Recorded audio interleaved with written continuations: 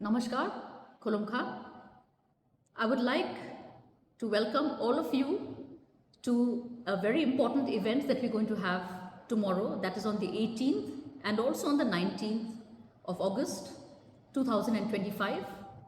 The program will start at 11 a.m. tomorrow and it will go on. It's open to the public. We are going to commemorate and honor our Maharaja, that is Maharaja Bikram of Tripura. It's his 117th birthday. So I would like all of you to come and see this exhibition, which is going to be held at Manikyani Enclave. And I'm sure you're going to learn a lot from this exhibition, because we're going to have a photographic exhibition depicting his life and his contributions to the state and to his people.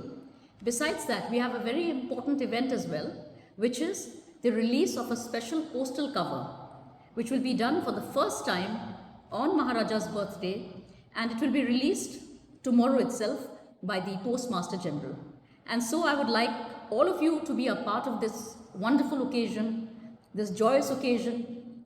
And so once again, please do not miss out on this opportunity. There'll be lots to see, an exhibition, also a food stall, and sale of souvenirs and books on Maharaja. Thank you very much.